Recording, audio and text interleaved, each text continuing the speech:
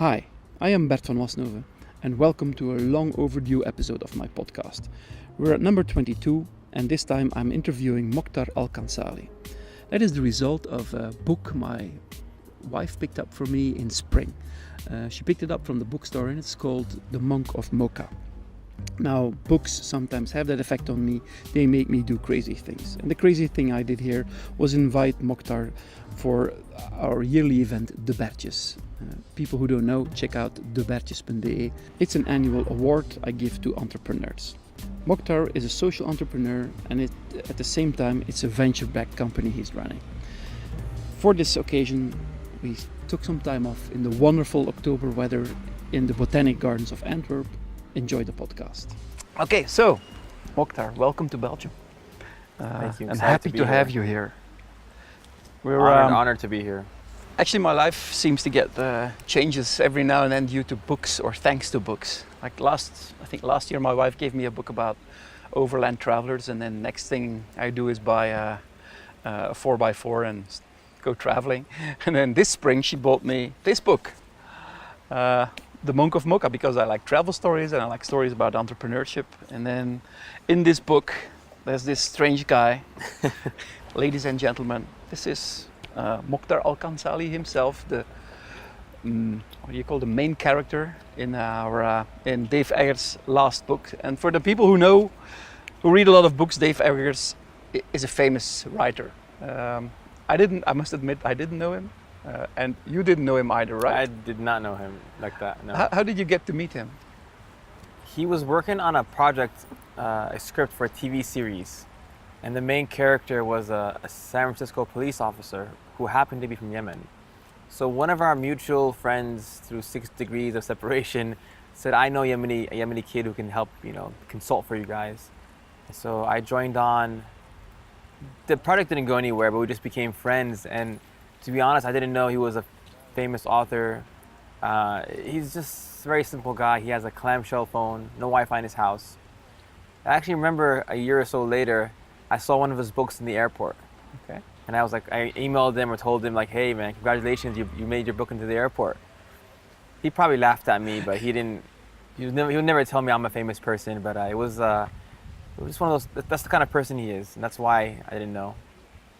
You had a natural fit with him because, well, before we go into a bit deeper into that, I think for the people who don't know you or who have not read the book, which will until after the Bertjes, because you're going to be world famous in Belgium now.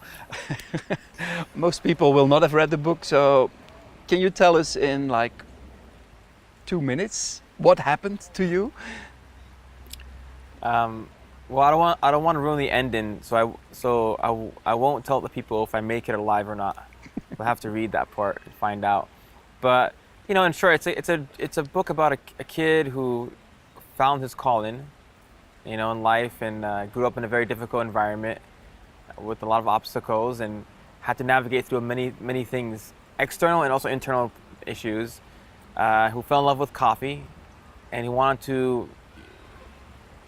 to bring and revitalize this coffee art from his family's homeland to the world, and in the process had to learn how to become an entrepreneur, and had to go through learn that lesson. And so people read the book, find it a book that that connects a lot of different people, connects us to our food, understanding where our food comes from, and it connects us to a part of the world like Yemen, which is often misunderstood. But it's a country that's beautiful and has a wonderful history, and it helped bring coffee to the world. So coffee is the main subject. Were you a coffee addict? Were you born a coffee addict? This might shock a lot of people, but 6 years ago I didn't really drink coffee. Okay. The coffee that I was exposed to early on, as most people are usually coffee that's very bitter, that you have to put lots of cream and sugar just to make it drinkable.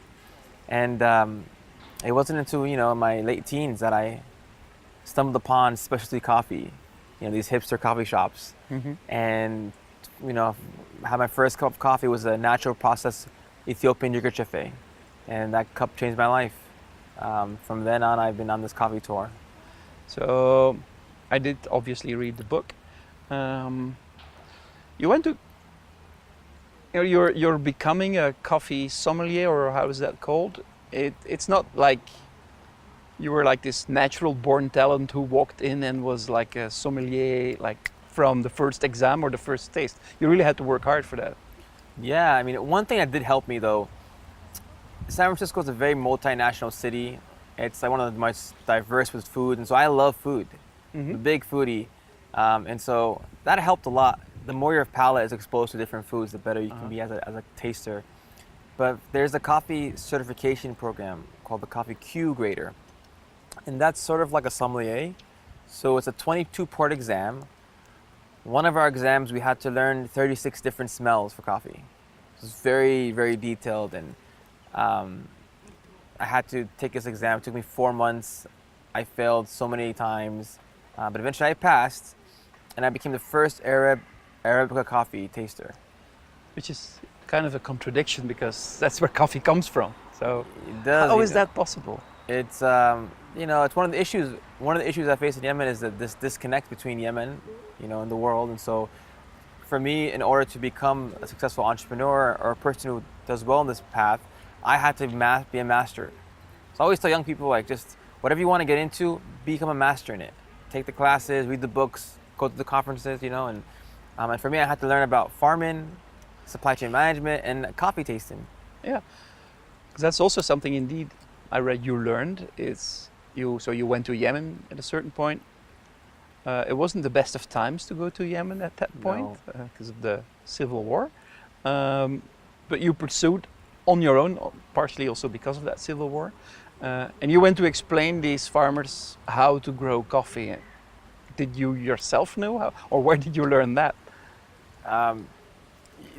To be quite honest, I'm not going to pretend and tell you I had a master plan and I had this idea and vision. I didn't know what it would look like, what it was initially. And was it going to be a nonprofit? Was it just going to be a hobby for one summer? And so if I had known the difficulties and the adversity and the things I would have to overcome, I probably wouldn't have gone this path. Dave, he says I had a lot of naive arrogance. And a lot of entrepreneurs, that's what happens. They don't see they see obstacles as temporary bumps because we have this clear vision of like, we're going to like reach this thing. We want to make it happen somehow. And just, so to give you an idea of how disconnected I was from business and from coffee, one of my first, actually it was the first trip to the farm. It was in that summer, late 2013. I go to a coffee farm, and I'm over there looking at the trees and playing with pretending I know something about coffee trees or farming. I'm a city boy, grew up in the cities, and one of the farmers came up to me. He said, "Mokhtar, I'm sorry to bother you, but the coffee trees are actually over there." It was some other thing. Something that looked more or less like a coffee tree. It didn't even look like coffee. That's how disconnected I was, and so I had to. Quickly, my street smart skills came out, and I said, "Listen, I know that, Mohammed, but these trees are in close proximity to coffee trees, so they affect its health," which is actually true, but I didn't know that then. Then you learn. Then I learned about what the different varietals were. This tree is 5 years old. That's 10 years old. This white stuff on the floor of the tree. There's too much sodium in the water. If there's yellow on the leaves, there's an iron deficiency.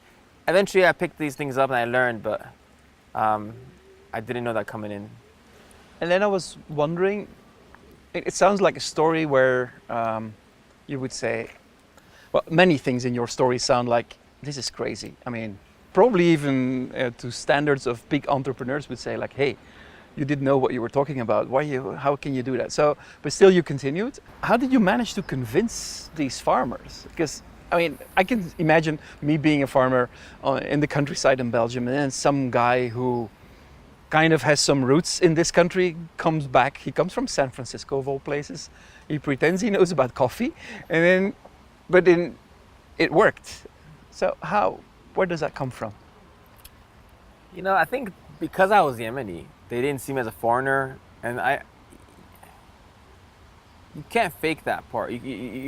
I truly cared about them, and I was really committed, and I think they saw that. I hope they saw that at least. But when you talk to farmers and people who have been doing something for so long, you have to be very humble about it. You can't come with this arrogance that, oh, you've been doing this for 700 years. That's cute. That's not how you do it. This is the right way. I actually learned that the older generation, they had really incredible ways of picking and processing coffee. It just wasn't passed down. So my goal was, how can I blend the two worlds, the best of the old and new world?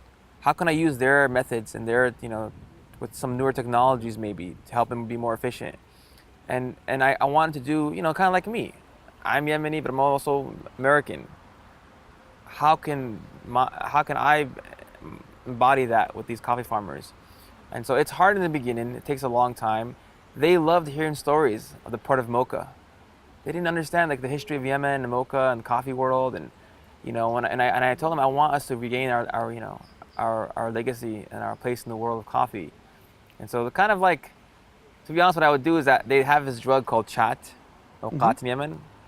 So imagine after lunch, the whole country hangs out in these long living rooms and just chills out, chewing this thing. It's kind of like an amphetamine, so it's a little bit of a stimulant. So I would wait about 30 minutes or so until they start to get really, into it. And then I would give this Braveheart speech I had rehearsed on the history of coffee and its legacy and what it brought to the world. And then I would bring them back to their reality. And tell them, look, there's no roads here. The government doesn't care about you. These NGOs that come, they just come for photo ops. They don't really help you. You need to be able to help yourselves. And I'm willing to give you guys the latest technologies, teach you the best tools, and pay the highest price in the world if you're willing to do something different and to change. And I think because I always left the answer on them, and the challenge on them, they were always up for a challenge. Yeah. So you challenged them, you put the responsibility on put the monkey on their shoulder basically, but you offered something in return.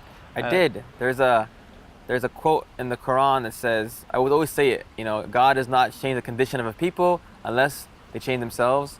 I think the Bible says God loves those who help themselves. Yeah. And so I would always use things like that to help make a point. Where did you learn to tell stories like that? My grandfather's a great storyteller. He always told us stories of his. I mean, if you read the book, a lot of the book, you'll see a lot of my grandfather and how I wanted to emulate and imitate him.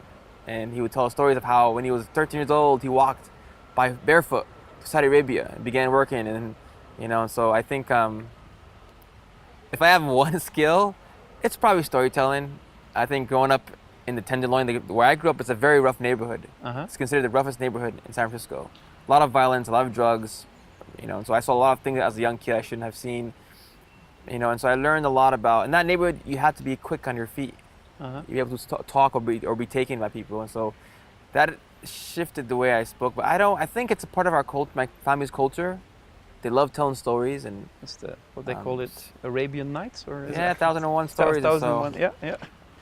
You've turned storytelling, or you've used your talent of storytelling to empower. Like how many farmers are you buying from now, or how many people are involved in that? We started in a small village, and it's 300 people, and now our average village has about 12 to 100 to 1,500 people, some up to 5,000, and we work around 3 different regions. And so it's for me, it's very necessary, especially since a lot of them used to rely on their family members who live in the cities. But since the war began, those jobs are gone now, and so they're coming back to these villages, and they're the ones who help their families. So you can see my company, I look at it as like a vehicle, a box.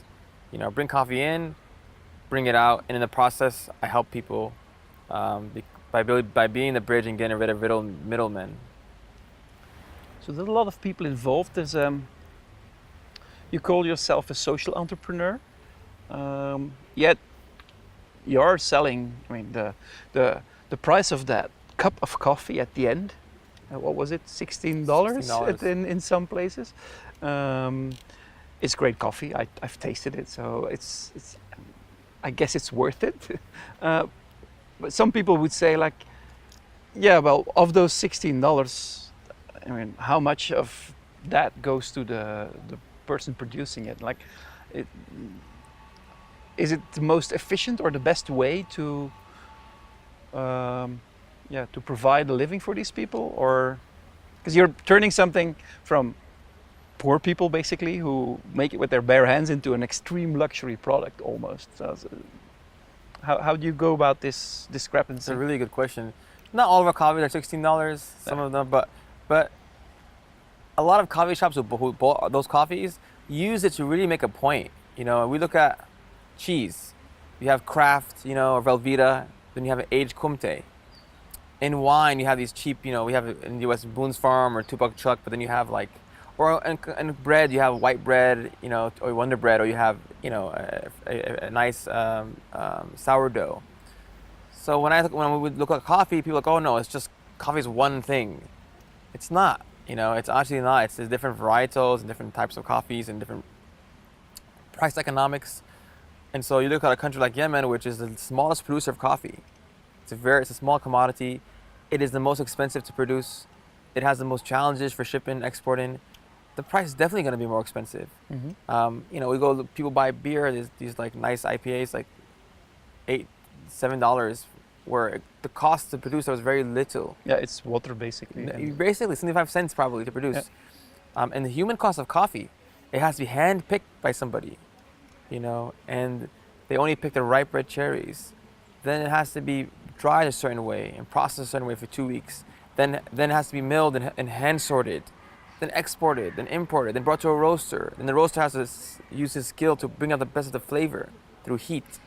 Then it goes to a barista, and he or she has to dial in the right amount of coffee to water ratio, the right water temperature, the grind set in, and the pour for about 4 minutes. And you're wondering what took so long for your coffee. It just took an amazing journey. It took a year to bring to you. It's unbelievable how many people will get involved. And I think that, if anything, the book does a great job of explaining the human story of coffee. Mm-hmm. And even at $4 a cup, it's a miracle the coffee comes to us the way it does. Yeah. And so for us, our farmers are the highest paid farmers in the world. Okay. Coffee farmers get paid 20 cents right now for a pound of their coffee. Our coffee farmers are getting paid per kilo $6.25. You know, so it's you know, they enjoy that price point difference. And as things, you know, get calmer in Yemen, the price will go down on our end, but the farmers always going to pay them out. And I think if I was to do the same kind of work in Ethiopia, it would be, you know, $3.50 probably a cup. Mm-hmm. It all depends on the price economics. But you're right. It's very important to be able to measure those metrics and show people like how much goes back and where that goes to. So it's not very nice to say, but you could say Yemen is the wrong place to make coffee because it's difficult. It's the perfect place because it makes great coffee, but it's the wrong place because it's difficult to get there. In terms of perfect, it has these rare, amazing cultivars. The way that it's the best place to naturally produce coffee. You know, other countries it was brought in. Uh-huh. There's about 66 countries between the tropics of Cancer and Capricorn that grow coffee. Mm-hmm. You know, most countries have 2 varietals. There's about 30 commercial varietals in the world. Yemen has hundreds of unknown varietals. Oh, really? It's just incredible, and that's what makes the coffee very unique. Another issue is because there's not much water, the trees are constantly stressed, and they've been acclimated to drought. And so, like wines, grapes that are stressed produce sweeter wines. Mm-hmm. Same thing happens with our coffees. So when people drink our coffees, they taste these really intense flavors that come out because of that. But it is the worst place in terms of like political stability. You have Al Qaeda, you have pirates, you have bombs being dropped. His ports are closed, open and closed. And so I didn't know any of that going into this, but it's something that I have to deal with, and I have to find ways to maneuver around. When you talk about Yemen, port of Mokha, the port of Mokha in Antwerp, not in Ghent, if you order in the rest of the world, when you order a small cup of coffee, what people would say, give me an espresso. That's what they would say in most places of Europe. In Ghent, which is a city a bit down south from here, they would say, give me a mocha. So when they say that, do they mean a chocolate mocha or just mean No, they mean like a small cup of coffee. That's very interesting. I guarantee you, does Ghent, is Ghent called? Ghent, yeah. Does that have a trading background, like the ocean trade? Yeah, well, there is it is in the Middle Ages. Yeah, maybe that's the reason. I guarantee you that they've had, so Yemen and the port of Mocha, the city in Yemen, in the 1600s, they began doing a lot of trade in Europe. The Dutch VOC company. Yeah. And I guarantee you, if we Google Ghent and Mocha, something that will come out. We can look that up. It's also in Dutch dialect, Mocha, is also the name for a small cup of coffee. But it's in Ghent, they actually in the restaurant, if you say a cup espresso, they say Mocha. That's what That's they'll put the only down. place I've heard. The other parts of the world, when you say mocha, it's a chocolate drink. Because when coffee came to them from other countries, Colombia, it didn't taste the same as Yemen. So they would put chocolate in the drink and they call it mocha, because Yemen has a very chocolate flavor. Some of the flavors. But Ghent, for them to do that, it's even a step further. That they probably for a long time only knew Yemen for coffee. It's possible. And so mocha was the only. It's possible. Yeah, it's interesting. Interesting. We should look that up. I'm going to write that down because I'm going to look that up later. Yeah. Next time you come to Belgium, I'll take you to Ghent. We'll explore some local coffee, or because it's actually an old way of saying it. If you would go to a hipster coffee bar in Ghent, they would say an espresso. But if you go to any other bar, they'll say mocha, the mocha. Funnily enough, they would pronounce it the mocha, which, like in their local rather than the correct word mocha. That's the way you would say it in proper Dutch. Funny side story. But I learn something every day. That's pretty cool. Port of Mokha. The Port of Mokha is for you also a symbolic place. You called it's the brand of the coffee now. In the book, I mean, your trip to the Port of Mokha was like. I mean, it's the part of the book where you like keep on reading, even if it goes through the night because you want to know what happens.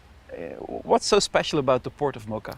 So for those listening, I didn't mention this earlier, but in my process of starting this business in Yemen became engulfed in a really horrific war. Yeah. It's still raging on to today. So one day I woke up and I found myself stuck in between bombs and explosions, and I tried to leave and I was kidnapped, and eventually, because they bombed both airports, I couldn't leave through that route. And to escape, I had to take a small fishing boat with my samples of coffee, and I crossed from the Port of Mokha to Djibouti. And that's how I escaped. And it's probably one of the interesting parts of my story. But for me, the Port of Mokha, I had this idea of revitalizing it and bringing it back. And so, of course, I thought like I would name my company after this port, so people understand the name Mokha, where it comes from, this ancient city in Yemen that brought this wonderful drink to the world, and we should thank them for that and be aware of what they contributed. And so when I got to the Port of Mokha, I went to for those listening, I'm not the Monk of Mokha. That title belongs to a man, a Sufi monk. The first people to consume coffee in Yemen were these Sufi mystics. Uh-huh. They believed that God had brought this coffee plant to help us reach higher states of consciousness. And so a lot of wonderful poems about coffee consumption around that time. And so I went to his grave in his sanctuary and got to meet the historian. You went to his grave while you were trying to escape a civil war? So when I got there, that's the first thing I did. As I met the local historian. His name is Adel Fadl. He's also the head judge of Mokha, of the city. The city is it's a shell of its former self. It's it's in ruins. People in poverty. But in the 1600s, 1700s, this was a city that was a place to behold. Every country had ambassadors there, and it was a very wonderful place for it. And so when I first got there, I went straight to I wanted to see this ancient history, and I wanted to go to the monk's grave. And the people with me were like, they got really annoyed. Like, hey, and at one point just really stressed out, like, hey, we need to escape, the bombs are happening tonight, and I was like, okay, just give me another 20 minutes, just check this out. And because for me it was very powerful to be in this place, to know that this is where coffee starts, this commercialization of this product, and to see this man who's actually lived here. And if I would do it, I would do it again, and I made it out. It's still an incredible story with your Samsonite suitcase. You actually mentioned it's a Samsonite. When you told me you used to work in marketing for Samsonite, yeah. I laughed because throughout my story, this Samsonite bag, this luggage bag, it basically had all of my work for those years in these samples, in there. And so it was critical for me to take those samples and make them and bring them to the world and showcase them. And so I still have that Samsonite bag. Actually, you should keep it. That bag you saw earlier, that when you put me in the airport, that was one of the bags I had on the boat. Oh, really? I still carry that bag with me, small carry-on. But the Samsonite bag is pretty beat up. I can't use it anymore, but it's still there for memories. Yeah, maybe they should use it for the next marketing campaign. I'll tell them. Actually, I had invited somebody from Samsonite for tomorrow, but I don't think he's going to be able to make it. But No. But I still have good contacts there, a lot of friends there. So, and it's actually very close to where I live. So you escaped, flew back, ended up back in the United States. And you had actually already founded a company at that point, because we haven't talked a bit too much about the entrepreneurship or the company part. Because you were when you went to Yemen, you were already a funded company, or like? I had a previous company for about a year and a half, and it's one thing I tell people in business, like, you need to make sure you have the right partners who have the same vision as you, and so you don't get taken advantage of. And I went through many problems, and I had to walk away with nothing, start all over again. But I you have to always figure out what makes the most sense for you and pivot. And sometimes it costs a lot to do that. It does. And so I had a vision that I wanted to see happen, and I had to leave and then start all over again now. That was very difficult too. Mm-hmm. And then I found the people who believed in my project and let me do it the way I wanted to do it. And then you take money. When you take money from people, it's a lot of pressure. Yeah. It's their money, and you want to make sure that it doesn't go wastefully. And so luckily the second round, so far it's been working out. But you hear stories of companies that get millions and millions of dollars and they squander it. So it's always about looking at the data, making your adjustments, and pivoting. It's an interesting, how shall I say, this difference, because you're a passionate coffee man, or a passionate man as such. You're and well, you easily switch to the entrepreneurship language because you are a funded startup now. Probably it's not going to be as fast growing as Amazon or Salesforce or something, because it's not a software company. You're actually managing this whole process, so by nature it will be, but you still are a funded company. How do you deal with those priorities? Because you're coming here, how do you mix that passion with reality? That's a very important question, and a lot of entrepreneurs, they either are too idealistic and live in this bubble and don't understand reality and live in like big concepts and theories. They lack proper, simple business, models, MVPs, or a business plan. What is your vision? What is your mission? What is your 3 years of projected profit and losses? What is your go-to-market strategy? But then you also have the other side of people who have no soul, all they care about are numbers, and and no one wants to buy their product for some reason. Well, because no one wants to be part of you. And so, in the book, you see my development from a social activist. Mm-hmm.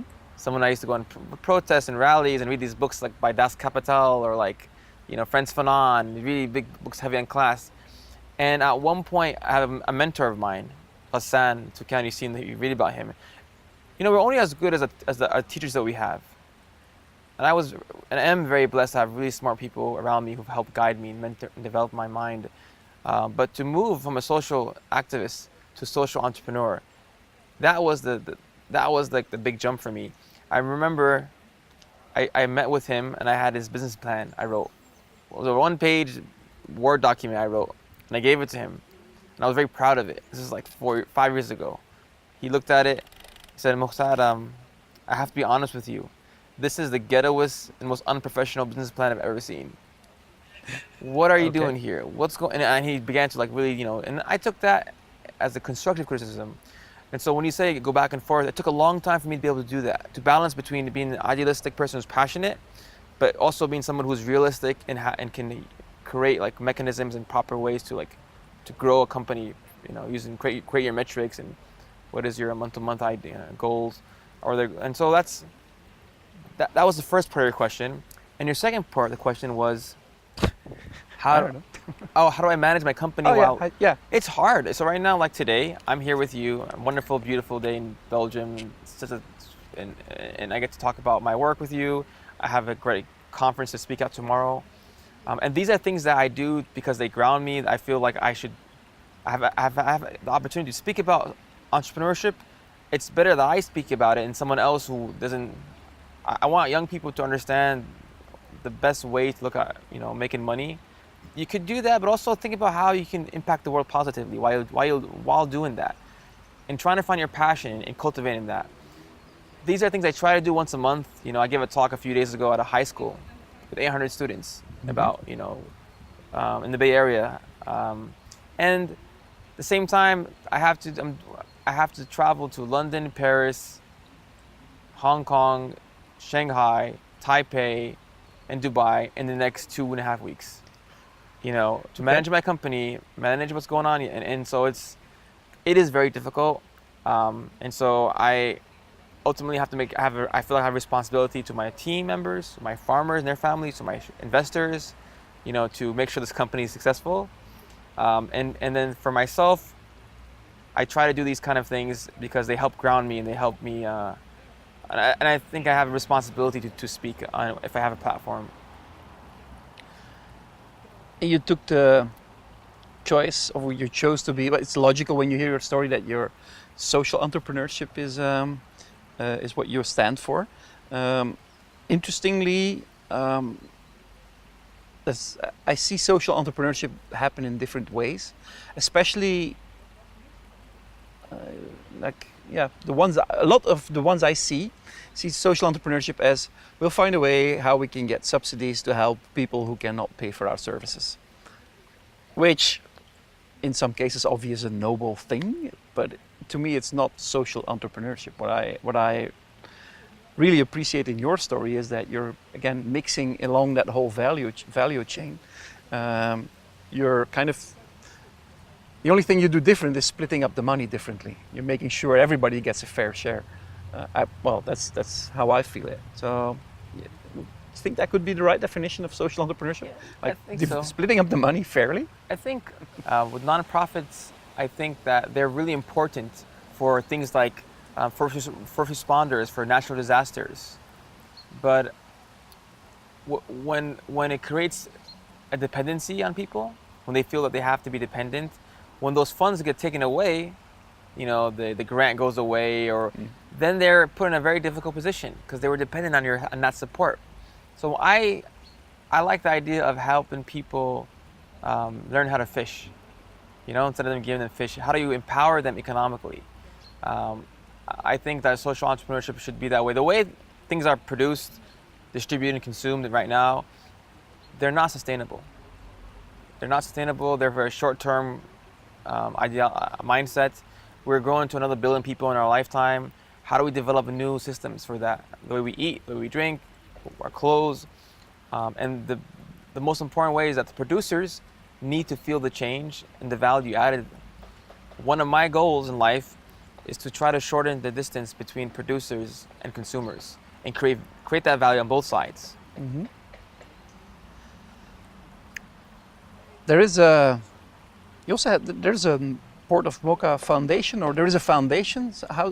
So you've included in your model a foundation. How does that work? So separate. So I have my company, Monk of Mokha, and we're a free market company. And I believe in that system as a sustainable model. It's not charity. We're on our own. At the same time, there are things I want to do in Yemen that I can't afford. So we established a separate foundation called the Mocha Foundation. And this is more for a lot of people who don't buy coffee. We want to be part of you and help you, but how can we help you? And also for me, to give you an example, I want to build a national nursery for seedlings. Mm-hmm. I want to have 1 million coffee seedlings in Yemen and be able to give farmers coffee for those who want to rip out khat plants, this drug we have in Yemen. I want to build a national mill for other exporters to use and a research center. These are things that I would love to do, and at some point in the future, Monk of Mokha hopefully will be big enough to do that. Mm-hmm. But currently we can't afford to do that. So I decided to have a separate foundation where people can donate to that, in that effort to help grow this faster.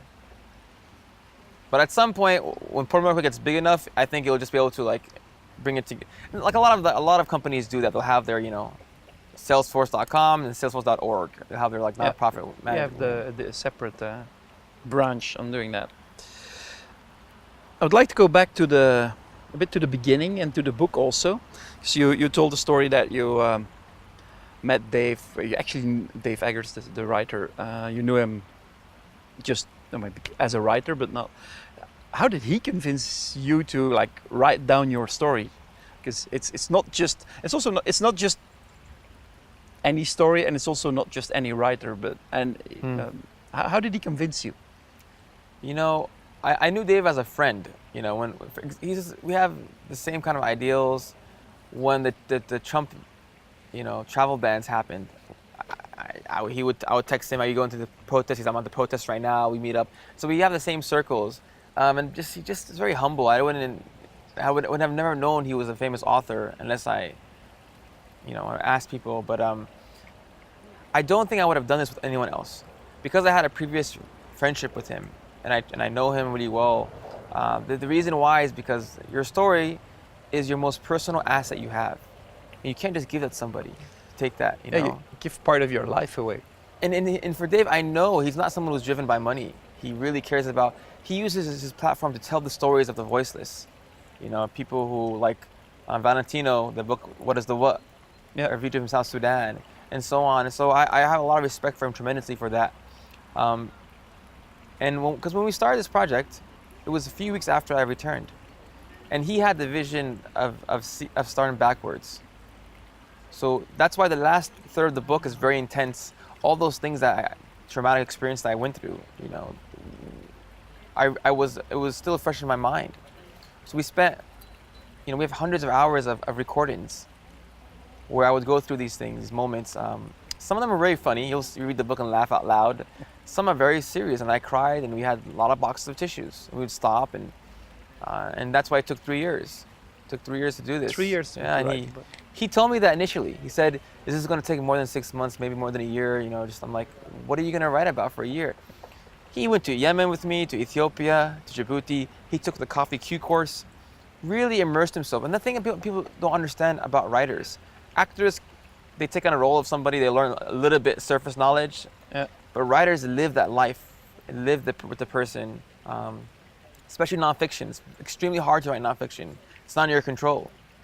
The book didn't have a happy ending for a long time, because we weren't sure if the coffee would be shipped out. For about 9 or 10 months, it was just an idea of a kid who had a dream that got deferred, and definitely, and then things kind of evolved. It kept happening, and you'll read the book and understand and how that happened. But it was how he convinced me. I told him no at first.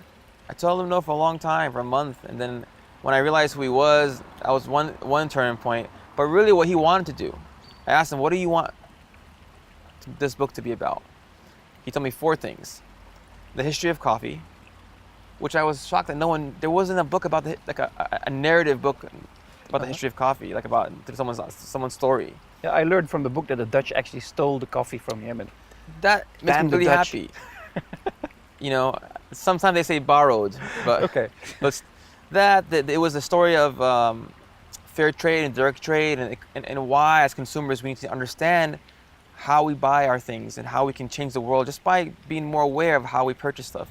Is a story of the political situation of Yemen in the Middle East. Mm-hmm. And then it's my story, growing up, my journey of life, and coming of age, and finding my calling. And so when he told me those are the 4 things, and it was in the contract, I felt definitely comfortable doing this with him. But I think moreover it was his friendship, and I really trusted him. I would love to meet him too. He'd be a great guy. Probably will. He's an awesome guy. So it took 3 years. So it's quite an effort. What do books mean in your life? Oh, wow.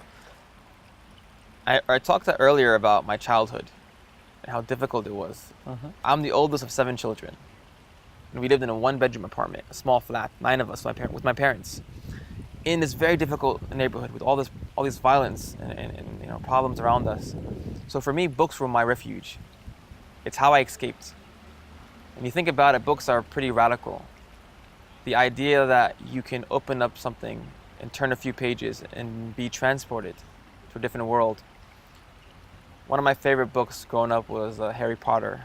Shout out to all the Harry Potter fans listening. You can wave your wands. It's just this idea, this kid, this idea that maybe I don't belong in this life. Maybe I'm destined for bigger and greater things. that thought stayed in my mind for years. You know, and as I grew up, I matured more into heavier books, like I mentioned, like Das Kapital and, you know, Franz Fanon and all these like really heavy books on class and race. And I understood the systems of oppression around the world. And so a lot of my like late teens in college, I was very, you know, radical, you know, these different groups and, you know, trying to revolutionize and change the world. So to see me now as an entrepreneur, you know, capitalist, so to speak, I'm a social entrepreneur. I believe that's the most sustainable model for impact.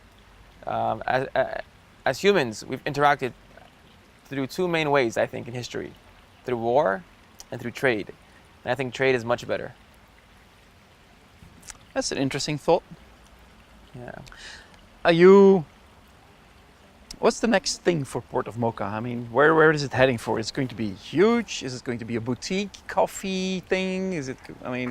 What's up? That's a good question. I don't know. I know what my values are, and those are what I don't want to change. Using coffee as a vehicle of social change, impacting people's lives. And also, I think that we live in a very divided time with so many different issues going on politically. We need spaces to bring people together. Coffee houses in Europe, I believe, would change the world. And before coffee came to Europe, in the Middle Ages, the most popular drink was alcohol. Yep. So you have something that numbed your senses. So when something came to heighten your senses and it brought about intellectual sparks like coffee, you see the French and Russian and American revolutions happen in coffee houses. The first newspapers, music, philosophy. And I think in the 21st century now, we need these spaces to bring people together. I always say the shortest distance between two people is a cup of coffee. And so I believe that. And so my goal in life is to continue this forward. We are working with a few other countries in the future to expand this project to other origins. If I can use my platform as a way to connect people who want coffees that taste amazing, but also coffees that have impact, that's our goal of the company. What that will look like in the future, we currently, we sell B2B, but also we're an e-commerce company. We might have retail in the future, but I don't know what that's going to look like. I just know what my values are, my principles, and I hope those stay the same.